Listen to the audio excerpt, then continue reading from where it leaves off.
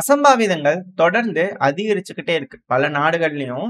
அதுல குறிப்பா கான்ஃப்ளிக்ட்ல ஆக்டிவா இருக்கிறாங்களா? அடுத்த கான்ஃப்ளிக்ட் வந்துருமா? அப்படிங்கிறது போல எதிர்பார்ப்புகள்லாம் இருக்கும் இல்லையா? ஸோ அது போல நாடுகள்ல அசம்பாவிதங்கள் நடக்குது அப்படின்னா, ஆட்டோமேட்டிக்கா அது இன்னொரு பார்ட்டி தானா? அப்படிங்கிற போல யோசிக்க தோணுது. பல அனலிஸ்ட் வந்து கிரிட்டிசைசேஷன் வந்துகிட்டு இருக்கு. ஏன்னா, இப்ப அசர்பைஜான்ல வந்து பாத்தீங்கன்னா, ஒரு மிக பெரும் அளவுல வெடி விபத்து நடந்திருக்கு. இது பழைய பைரோடெக்னிக் அதாவது இந்த பட்டாசுலாம் இருக்கு இல்லையா? இந்த அசர்பைஜான்ல ஃபிலிம் சிட்டி இருக்கு. ஸோ அந்த இடத்துல இந்த பட்டாசு வச்சுக்கிற இடம் வந்து பார்த்தீங்கன்னா, ஃபேக்டரி வந்து பார்த்தீங்கன்னா, பயங்கரமா தீப்பிடிச்சு வெடிச்சிருக்கு அப்படின்னு கூட சொல்றாங்க. இந்த பைரோடெக்னிக்ன்றது இந்த ஃபிலிம்லாம் எடுப்பாங்க இல்லையா? படம் எடுக்குறாங்க இல்லையா? அப்ப சுமோலாம் கட்டி தூக்குறாங்கன்னா, வெடிக்கிற மாரி ஒரு வரும் இல்லையா? அதுக்கு வெடிகுண்டு வச்சு வெடிக்க வச்சாங்கன்னா, ஃபுல்லா தீப்பிடிச்சு பெரும் சேதம் ஏற்பட்டுரும் இல்லையா? ஸோ அதுபோல பிம்பம் இருக்கணும். பட் ஆனா வந்து பார்த்தீங்கன்னா, சேதாரங்கள் பெருமளவுல இருக்கக்கூடாது அப்படிங்கிறதுக்காக சில பட்டாசுகள், வெடிமருந்துகள் வந்து பார்த்தீங்கன்னா, இந்த பைரோடெக்னிக் யூஸ் பண்ணி செய்வாங்க. சும்மா நார்மலா இந்த பட்டாசு தான். ஆனா சிவிலியன் யூஸ் பண்ற பட்டாச விட கொஞ்சம் வீரியமா இருக்கும்னு வச்சுக்கோங்களேன். இப்ப அந்த ஃபேக்டரி வந்து பண்ணா பயங்கரமா வெடி விபத்துல சிக்கியிருக்கு. இப்ப இதுக்கு பின்னாடி யாரெல்லாம் இருக்கலாம் அப்படிங்கிற பல அனலிஸ்ட் தரப்புல இருந்து கருத்துக்கள் இருக்கு. அதுக்கான காரணம் என்ன? இதே பக்கத்துல இந்த லேண்ட் கனெக்டட் இந்த பக்கத்துல இருக்கக்கூடிய அண்டை நாடுகள்லாம் இந்த ஆட்சி கவிழ்ப்புக்காக பெருமளவுல ட்ரை பண்றாங்க. அப்படி ட்ரை பண்றதுல ஜார்ஜியா ஒண்ணு. அது பல தடவ அவங்களே ஓப்பனா சொல்றது உண்டு. ஸோ அந்த ஜார்ஜியால ஆட்சி கவிழ்ப்பு ட்ரை பண்ணும்போது, இந்த பைரோடெக்னிக்க யூஸ் பண்ணி தான் அதிகமான வெடி அ இந்த பட்டாசுகள்லாம் வந்து பார்த்தீங்கன்னா, இந்த பார்லிமென்ட் பில்டிங்ல அதுவும் கரெக்ட்டா இந்த ஜன்னல் ஓப்பனா இருக்கும்போது, இந்த துளி சந்துல போய் உள்ள விழுந்து வெடிக்கிற மாரி, ஏகப்பட்ட விஷயங்கள் வந்து பார்த்தீங்கன்னா செஞ்சுட்டு இருந்தாங்க. அதுக்கான விஷயங்கள் எங்கேயாவது சப்ளை ஆயிருக்குமா? அப்படிங்கிறதோட வந்து பார்த்தீங்கன்னா கேள்விகளா வருது. ஸோ அதனால பழிவாங்கும் விதமா ஏதோ செய்றாங்களா? அப்படின்ற போல கேள்விகள் வருது. அது மட்டும் இல்லாம ஈரான். ஏன்னா, இப்ப ஈரான்லயே வந்து பண்ண இன்னொரு அசம்பாவிதம். ஏன்னா, ஈரான்ல ஒரு அடுக்குமாடி குடியிருப்பு அ ஹை ரைஸ் பில்டிங். ஸோ அந்த பில்டிங்ல வந்து பார்த்தீங்கன்னா, திடீர்னு ஒரு வெடி விபத்து நடந்திருக்கு. அந்த டவரோட பேரு அஸ்மான் ஃபன்மியான் டவர். ஸோ அந்த டவர்ல வந்து பார்த்தீங்கன்னா, வெடி விபத்து நடந்திருக்கு. ஸோ இது வந்து பார்த்தா தெஹ்ரான்ல இருக்கக்கூடிய ஒரு பில்டிங் தான் அது. அந்த ஹை ரைஸ் பில்டிங் கேப்பிட்டல்ல இருக்கக்கூடிய ஒரு பகுதி தான் அது. ஸோ இந்த இடத்துல வெடிச்சதுனால ஐஆர்சிஜி மீட்டிங் நடந்திருக்கலாம். அந்த இடத்துல 3 நபர்கள் இறந்திருக்கலாம் அப்படின்னு கூட சொல்லப்பட்டது. கொல்லப்பட்டிருக்கலாம். ஏன்னா இது ட்ரோன் ஸ்ட்ரைக் அப்படின்னு கூட சொல்றாங்க. பட் ஆனா உறுதிப்படுத்தப்படல. ஆனா அங்க ஒரு வெடி விபத்து நடந்திருக்கு. அதுக்கான வீடியோ பதிவுகள், இமேஜஸ்லாம் வந்துகிட்டு இருக்கு. போக என்ன ஏதுங்கிறது பார்ப்போம். ஏன்னா இங்க லிட்டரலா வந்து பார்த்தீங்கன்னா, இந்த அசர்பைஜான தான் வந்து பண்ணா பேஸா பயன்படுத்தி மொசாட் ஏஜென்ட்ஸ் ஈரானுக்குள்ள வராங்க அப்படிங்கிற குற்றச்சாட்டுகள்லாம் இருந்தது. ஸோ இது போல குற்றச்சாட்டுகளுக்கு மத்தியில அ இது போல அசம்பாவிதங்கள் அண்டை நாடுகள்ல நடந்துகிட்டே இருக்கு அப்படிங்கும்போது, யோசிக்க தோணுது பல வகையில அப்படின்னு கூட சொல்றாங்க. எது எப்படியோ இது விபத்தா இருந்ததுன்னா பரவால்ல. இல்ல அப்படின்னா சிக்கல் தான் அப்படின்னு கூட பலரும் சொல்றாங்க. ஏன்னா இந்த எஸ்கலேஷன் அப்படிங்கிறது இந்த ரீஜியன்ல பல மடங்கு பெருக ஆரம்பிச்சுரும் அப்படின்னு கூட சொல்றாங்க. இப்ப அடுத்தது அப்படியே கென்யா. கென்யால ஆட்சி கவிழ்ப்புக்கு ட்ரை நடந்துட்டு இருக்கு இல்லையா? அதுக்கான ஒரு அப்டேட்டு. அங்க வந்து பார்த்தீங்கன்னா, ஒரு போலீஸ் ஸ்டேஷன் கென்யாவோட கின்காங்கோ அப்படின்னு ஒரு பகுதி இருக்கு. ஸோ அந்த பகுதியில வந்து பார்த்தீங்கன்னா, ஒரு போலீஸ் ஸ்டேஷன வந்து பார்த்தீங்கன்னா, தீப்பிடிக்க வச்சுட்டாங்க. அத எரிச்சு வுட்டாங்க. அதுக்கான காரணம் அங்க இருக்கக்கூடிய போலீஸ்லாம் வந்து பார்த்தீங்கன்னா, அங்க இருக்கக்கூடிய மக்கள வந்து சுடுறாங்க. ஸோ அதனால அங்க இருக்கக்கூடிய மக்கள்லாம் வந்து பார்த்தீங்கன்னா, அங்க இருக்கக்கூடிய போலீஸ் ஸ்டேஷன எரிச்சுட்டாங்க அப்படின்னுலாம் சொல்லப்பட்டு வருது. ஸோ இது போல வீடியோக்கள், இது போல விஷயங்கள்லாம் வருது. அடுத்து இன்டீரியர் மினிஸ்டர் கென்யாவோட இன்டீரியர் மினிஸ்டர் ஹான் ஒன்மினியஸ் அவர்கள் செயலரோட இருக்கும் இல்லையா? அவரு தான் அந்த வீடியோல இருக்கிறவர் தான். ஸோ அவரு என்ன சொல்றாருன்னா, போலீஸ் தான் கடமைய செய்றாங்க. நான் அவங்களோட முழுமையா நிக்கிறேன். அவங்க கடமைய செய்றதுக்கு எந்த வகையிலயும் தடுக்க மாட்டோம். ஏன்னா ஆட்சி கவிழ்ப்புக்கு ட்ரை நடந்துகிட்டு இருக்கு. அதுக்கு நாங்க ஒருபோதும் அனுமதிக்க மாட்டோம் அப்டிங்கிறாங்க. ஏன்னா இந்த கென்யால இது அட்டெம்ப்ட் இல்ல. பல தடவ இந்த அட்டெம்ப்ட் வந்து பண்ண நடந்துகிட்டே இருக்கு.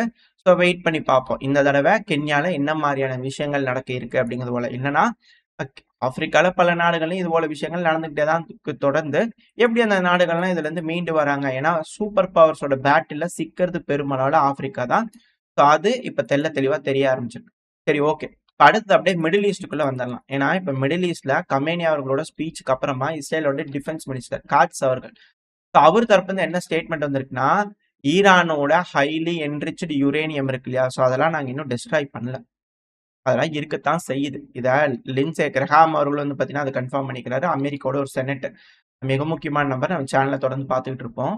இதுல என்னன்னா, அவர் சொல்லக்கூடிய விஷயம் என்னன்னா, நாங்க சுப்ரீம் லீடர் அயத்துல்லா கமேனி அவர்கள கொல்றதுக்கும் ட்ரை பண்ணோம். ஆனா, அதுக்கான சூழ்நிலைகள் அமையல அப்படிங்கிற போல அவர் தப்பிச்சுட்டாங்க அப்படிங்கிறது போல அவங்க தரப்புல இருந்து இருக்கு. அதே போல தான அவங்களுக்கு இருக்கு. தப்பிச்சுட்டீங்க அப்படிங்கிறது போல அதே மாரி தான அவங்களுக்கும் இருக்கும் அப்படிங்கிறது போல இருக்கு. ஸோ இது போல வெறி கொண்டு இரு தரப்புலயும் மாறி மாறி இருக்கிறாங்க. அந்த வெறி இன்னும் கொஞ்சம் கூட அடங்கல அப்படிங்கிறது மட்டும் புரிஞ்சுக்க முடியுது. அடுத்து அப்படியே ஈரானோட ஃபாரின் மினிஸ்டர் அப்பாஸ் அராக்சி அவர்கள்கிட்ட வந்துட்டோம் அப்படின்னா, அமெரிக்காவோட அதிபரான டொனால்டு ட்ரம்ப் அவர்களோட ஸ்டேட்மெண்ட். வரக்கூடிய வாரங்கள்ல ஈரானோட பேச்சுவார்த்தை ஷெட்யூல்ல இருக்குன்னாரு இல்லையா? அது போலலாம் எந்த ஒரு எண்ணமும் எங்களுக்கு இல்லீங்க. அது மட்டும் இல்லாம இது இப்படி ஒரு திட்டமே எங்களுக்கு இல்ல. ஐடியாவே இல்ல. அமெரிக்காவோட வந்து பார்த்தீங்கன்னா பேசணும் அப்படிங்கிற ஒரு எண்ணமே இல்ல. ஏன்னா ஆல்ரெடி 5 கட்ட பேச்சுவார்த்தை நடந்துட்டு இருக்கும்போது, திடீர்னு அத கட் பண்ணிட்டு தாக்குதல் பண்ண ஆரம்பிச்சான் இஸ்ரேல். அதுக்கப்புறமா அமெரிக்கா வந்து பார்த்தீங்கன்னா, கூட சேர்ந்துட்டு எங்களோட நியூக்ளியர் ஃபெசிலிட்டி மேல தாக்குதல் பண்ணிட்டாங்க. தாக்குதல் பண்ணதுல டேமேஜ் ரொம்ப அதிக அளவுல இருக்கு. எங்களோட நியூக்ளியர் ஃபெசிலிட்டில ரொம்ப அதிக அளவுல இருக்கு. அத இவாலுவேட் பண்ணிட்டு இருக்காங்க. பண்ணதுக்கு அப்புறமா என்ன ஏதுங்கிற தகவல்கள் குடுக்கப்படும் அப்படிங்கிற போல அவர் தரப்புலருந்து வந்திருக்கு. சோ, நியூக்ளியர் ஃபெசிலிட்டீஸ் பெருமளவுல தாக்குதலுக்கு உட்பட்டிருக்கு. அப்படிங்கிறது ஒரு தரப்புலருந்து ஸ்டேட்மெண்ட் வருது. அது மட்டும் இல்லாம, நாங்க ஒண்ணும் லெபனான் மாரிலாம் கிடையாதுங்க. சும்மா நெனச்சபடி செஞ்சுக்கிட்டு அதுக்கேத்த மாரி மாத்திக்கிறதுலாம். ஏதா ஒரு விஷயம் அவங்க செய்றாங்கன்னா, அதுக்கு ஏத்தபடி குயிக்காவும், டிசைசிவாவும் எங்களோட ரெஸ்பான்ஸும் இருக்கும். எங்களோட ராணுவம் சும்மா இருக்காது அப்படிங்கிறதுல வந்து பார்த்தீங்கன்னா, இவங்க தரப்புலருந்து அவங்களையும் கிள்ளி விட்டு, இவங்களும் வந்து பார்த்தீங்கன்னா, பயங்கரமான பதிலடிகள் குடுத்துருக்காங்க. பட் எது எப்படியோ, இப்ப அடுத்த வாரத்துல பேச்சுவார்த்தைகள் இருக்குன்னு சொல்லியிருக்காங்க இல்லையா? இப்ப அதுக்கான விஷயங்கள் மீடியாக்கள் தரப்புலருந்தே வந்து பார்த்தீங்கன்னா, ரிலீஸ் பண்ணப்பட்டுட்டு இருக்கு. அது CNN இருக்காங்க இல்லையா? அதிக அளவுல இவங்கள குற்றச்சாட்டுகள் வைக்கிறாங்க இல்லையா? அது மட்டும் இல்லாம இதுல இன்னொரு விஷயம், ட்ரம்ப் அவர்கள் வந்து பார்த்தீங்கன்னா, இவங்க சொல்றதெல்லாம் பொய்யி அப்படின்னு கூட சொல்லியிருந்தாங்க. இந்த CNNலாம் வந்து பார்த்தீங்கன்னா, அ இன்டெலிஜென்ஸ் டீட்டெயில் வந்து பார்த்தீங்கன்னா, ஆல்ரெடி இந்த ஃபார்டோ பேண்ட்லாம் அட்டாக் பண்றாங்க. அது முன்கூட்டியே வந்து பார்த்தீங்கன்னா, ஈரானுக்கு தெரியப்படுத்திட்டாங்க அப்படின்னு கூட இவங்க தரப்புன்னு சொன்னாங்க. ஸோ அதனால மேபி அங்க இருக்கக்கூடிய என்ரிச்டு யுரேனியம்லாம் எடுத்துட்டாங்க. அதனால சேவ் பண்ணியிருப்பாங்க அப்படிங்கிறதுல மேற்கு மீடியாக்கள் தரப்புலருந்து ஸ்டேட்மெண்ட்ஸ் வந்துகிட்டு இருக்கு. அதுவும் குறிப்பா CNN, நியூயார்க் டைம்ஸ் இது போல மீடியாக்கள்லாம். இப்போ ட்ரம்ப் அவர்கள் என்ன சொல்றாருன்னா, இத ரிலீஸ் பண்ணதுக்கான காரணம் இந்த இந்த இன்டெலிஜென்ஸ் டேட்டாவ குடுத்தது டெமோக்ராட்ஸா இருப்பாங்க. குடுத்தவங்கள வந்து பார்த்தீங்கன்னா, அத தக்க தண்டனைகள் வந்து பார்த்தீங்கன்னா, அவங்களுக்கு குடுக்கணும் அப்படிங்கிறது போல. இப்ப CNN சொன்னது பொய்ன்னு சொன்னாரு. ஆனா இப்ப என்னடான்னா டெமோக்ராட்ஸ் மேல பழிய போடுறாரு. இது எப்படி? அவர் ஒரு நிலையான ஒரு முடிவு எடுக்க மாட்டேங்கிறாரு அப்படிங்கிற போல பலர் தரப்புல இருந்து கருத்துக்கள் இருக்கு. எது எப்படியோ. இப்ப அவரு ஈரானுக்கு அடுத்த வாரத்துல வந்து பார்த்தீங்கன்னா, ஒரு மீட்டிங் இருக்கு இல்லையா? அதுக்கு முன்னாடி இது போல மீடியாக்கள் தரப்புல இருந்து ஒரு ஆஃபர்ஸ் போயிட்டு இருக்கு. அதாவது இது போல ஒரு திட்டம் ட்ரம்ப் அவர்களுக்கு இருக்கலாம் அப்படிங்கிறது போல. அதாவது இருக்கும் அவங்களுக்கே டிஃபால்ட்டா இருக்கும். நீங்க சொல்லுங்க பார்க்கலாம் என்ன ரியாக்ஷன் வருது அப்படிங்கிறது போல, மீடியாக்கள யூஸ் பண்ணி அப்படியே தூண்டில் போட்டு பார்க்குறாங்களா அப்படின்ற கேள்வி இருக்கு. ஏன்னா, 30 பில்லியன் அமெரிக்க டாலர் அளவுக்கான எய்டு சிவிலியன் நியூக்ளியர் புரோகிராமுக்கு ஈரானுக்காக தொகைய அலக்கீடு பண்ணுவாங்களாம். அத யூஸ் பண்ணி யுரேனியம்லாம் என்ரிச் பண்ணக்கூடாது. ஆனா, இதுக்கான காஸ்ட் வந்து பார்த்தீங்கன்னா, கல்ஃப் நாடுகள் இருக்கு இல்லையா? மிடில் ஈஸ்ட் இருக்கக்கூடிய கல்ஃப் அரேப் நாடுகள். அவங்க வந்து பார்த்தீங்கன்னா, முழுவதும் எடுத்துக்குவாங்க. ஆனா, 30 பில்லியன் டாலர் அளவுக்கான தொகை ஈரானுக்கு குடுக்கப்படும். அது மட்டும் இல்லாம 6 பில்லியன் டாலர் ஈரானோட அசட்ட ஃப்ரோஸ் பண்ணி வச்சுக்கிறோம் இல்லையா? திருடி வச்சிருப்பாங்க. வேண்டாம் அவங்க வந்து குற்றச்செயல் செய்றாங்கன்னா, அமெரிக்கா வந்து அவங்க கிட்ட இருக்கக்கூடிய ஈரானோட காச வச்சிருக்கிறாங்க அவ்வளோதான். அந்த காச வந்து பண்ணா ரிலீஸ் பண்ணிருவோம் அப்படின்னு கூட சொல்லிக்கிறாங்க. அதுக்கு வட்டி, குட்டி இது போல விஷயங்கள்லாம் போட்டு தருவீங்களா? அப்படிங்கிற போல கேள்விகள் இருக்கும் இல்லையா? ஆட்சி கவிழ்ப்பு ட்ரை பண்ணதுக்குலாம் பெனால்டி போட்டு வச்சுக்கிறாங்க ஈரான். இப்ப பாவம் என்ன நடக்கும்போது காசு குடுக்குறோம் அப்படிங்கிறத போல அமெரிக்க தரப்புன்னு சொல்றாங்க. அடிச்சும் போட்டு, அதுக்கு எடுத்தும் போட்டு காசும் குடுக்குறோம் அப்படின்னு கூட சொல்றாங்களா? அப்படிங்கிற போல கேள்வி இருக்கு. எது எப்படியோ. அது மட்டும் இல்லாம, புதுசா வந்து பார்த்தீங்கன்னா, நியூக்ளியர் சைட்லாம் இந்த குண்டுகள் போட்டிருப்பாங்களா? ஃபார்டோ இது போல பகுதியெல்லாம் அதெல்லாம் ரெடி பண்ணியும் குடுத்தரலாம். ஆனா, அதுல என்ரிச் பண்ற கெப்பாசிட்டி மட்டும் இருக்கக்கூடாது அப்படின்னு கூட சொல்றாரு. ஸோ என்னதான் திட்டம் வந்து பார்த்தீங்கன்னா, இவங்களுக்குள்ள வச்சிருக்காங்க அப்படிங்கிறது தெரியல. அமெரிக்கா ஒண்ணொன்னா சொல்லி சொல்லி பார்க்குறாங்க. இப்படி பண்ணலாமா? அப்படி பண்ணலாமா? இது செஞ்சுக்கலாமா? அது செஞ்சுக்கலாமான்னு எதுவும் வழிக்கு வர மாரி தெரியலையா? அப்படின்ற கேள்விகள் இருக்கு. சரி ஓகே. இப்ப அடுத்தது அமெரிக்கா வந்து ஒரு வீர தீர சாகசம் வந்து பார்த்தீங்கன்னா, ஈரானுக்குள்ள புரிஞ்சுட்டாங்க. இப்ப அது யாருமே மதிக்க மாட்றாங்க. அத சட்டையா செய்ய மாட்றாங்க. கேவலமா இருக்கு அவங்களுக்கு. ஸோ இதனால அவங்க என்ன செய்றாங்கன்னா, அமெரிக்காவோட ஜாயிண்ட் சீஃப் ஆஃப் ஸ்டாஃட்டோட சேர்மன் ஜெனரல் ஜான் டேனியல் அவர்கள். ஸோ அவரு தரப்புல இருந்து வந்து பார்த்தீங்கன்னா, ஒரு டெஸ்ட் டெமான்ஸ்ட்ரேட் பண்ணியிருப்பாங்க இல்லையா? இந்த GBU 57A ரக குண்டுகள். டெஸ்ட் பண்ணி பார்த்திருப்பாங்க இல்லையா? அந்த டெஸ்ட் சைட்ல டெஸ்ட் பண்ணும்போது என்ன மாதிரியான ரிசல்ட் வந்துச்சு அப்படிங்கிற வீடியோ பதிவு வந்து மீடியாக்கள் முன்னாடி ஷேர் பண்ணிக்கிறாங்க. இந்த மேசிவ் ஆர்டனன்ஸ் பெனிட்ரேட்டர் இந்த GBU குண்டு. இந்த பங்கர் பஸ்டர் பாம் சொல்லுவாங்க இல்லையா? பெருசா அண்டா சைஸ்க்கு இருக்கு இல்லையா? ஸோ அது போடுறாங்க அப்படின்னா எந்த அளவுக்கு வெடி விபத்து நடக்கும் அப்படிங்கிறது வந்து பார்த்தீங்கன்னா காமிச்சிருக்காங்க. ஸோ நாங்க அங்க 3 போட்டிருக்கிறோம். 1 போட்டது உள்ள கான்கிரீட்ட பொளந்துட்டு போய் வெடிச்சிருக்கும். அதுவே இந்த அளவுக்கு வெடி விபத்து ஏற்படும். அதுபோக 2 மிசைல் அங்கேயே விழுந்திருக்கு ப்ரிசைஸ்டா. ஸோ இழப்புகள் பெருமளவுல இருக்குங்க அப்படிங்கிற அவங்க தரப்புல ஸ்டேட்மெண்ட் வருது. அது கூடவே பாகிஸ்தான் அடுத்தது. இவரு இல்ல. பட் இதே அமெரிக்காவோட மீடியாக்கள்லாம் என்ன கிளைம் பண்றாங்க அப்படின்னா, யுஎஸோட இன்டெலிஜென்ஸ் இருக்காங்க இல்லையா? ஸோ அவங்களுக்கு வந்து பார்த்தீங்கன்னா, நம்பிக்கையா இருக்காமா. ஆமா, பாகிஸ்தான் ஏதோ ஏடாகூடமான ஒரு வேலை செய்றாங்க. இன்டர் கான்டினென்டல் பாலிஸ்டிக் மிசைல் அதுவும் அணு ஆயுத கேப்பபிலிட்டி இருக்கக்கூடிய மிசைல உருவாக்க ட்ரை பண்றாங்க. நம்மள அடிக்கிறதுக்கு அவங்களுக்கு இன்டர் கான்டினென்டல் பாலிஸ்டிக் மிசைல்லாம் தேவையில்ல. ஷார்ட் ரேஞ்ச் மிசைலே போதும். அவங்க இன்டர் கான்டினென்டல் பாலிஸ்டிக் மிசைல் செய்றாங்கன்னா, யாருக்கா இருக்கும் அப்படிங்கிற ஒரு கேள்வி இருக்கு இல்லையா? அவங்களுக்கும் அதே கேள்வி இருக்கு. ஒருவேள நம்மளுக்கா? அப்படிங்கிறதுல அவங்களுக்கே தோணியிருக்கு. எங்கள டார்கெட் பண்றதுக்கா ஏதாவது செய்றாங்க அப்படின்னா, மோசமான விளைவுகள சந்திக்க நேரிடும் அப்படிங்கிறதோட சொல்லியிருக்கிறாங்க. ஸோ இந்த அமெரிக்கா இத்தன நாளா ஈரான், இந்த அணு உலை, அணு ஆயுதம் ஸோ இது போல சொல்றதுனால சொல்ல வரேன். அதாவது இத்தன நாளா வந்து பார்த்தீங்கன்னா, ஈரான புடிச்சுட்டு இருந்தாங்க. இப்ப என்னடான்னா, இப்ப பாகிஸ்தானுக்கு போயிட்டாங்க. பக்கத்துல. அடுத்தது என்னன்னா, நம்மகிட்ட வந்துருவாங்களா? அப்படின்னு ஒரு கேள்வி இருக்கு. ஏங்க என்கிட்ட அணு ஆயுதம் இருக்குதுங்க. அப்படின்னு சொன்னா, இல்ல நீங்க புதுசா கண்டுபிடிக்கிற மாரி தெரியுது. நம்மகிட்ட வந்துருவாங்களா? அப்படிங்கிற ஒரு கேள்வி இருக்கு. எது எப்படியோ. இப்போ பாகிஸ்தானுக்கு அடுத்த கத்தி திரும்பி இருக்கு. இதுக்கான காரணம் என்ன அப்படின்னா, பாகிஸ்தானோட முடிவுகள் அப்படிங்கிற சொல்றாங்க. அவங்ககிட்ட இருக்குது, இல்ல அது 2வது கதை. பட் ஆனா பாகிஸ்தானோட முடிவுகள் அப்படிங்கிறத சொல்றாங்க.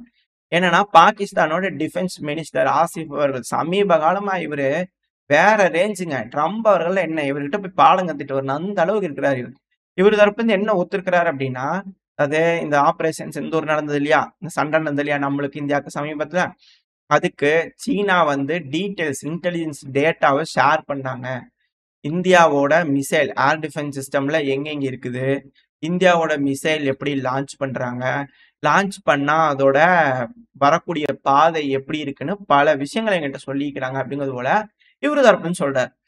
ஆல்ரெடி அங்க பத்திக்கிட்டு தான் இருக்குது நம்மளுக்கும் அங்கேயும். ஸோ எச்சா பத்த வைக்கிறதுக்கு இவர் தரப்பு வந்து திறமான வேலைய வந்து பண்ண செஞ்சுட்டு இருக்காரு.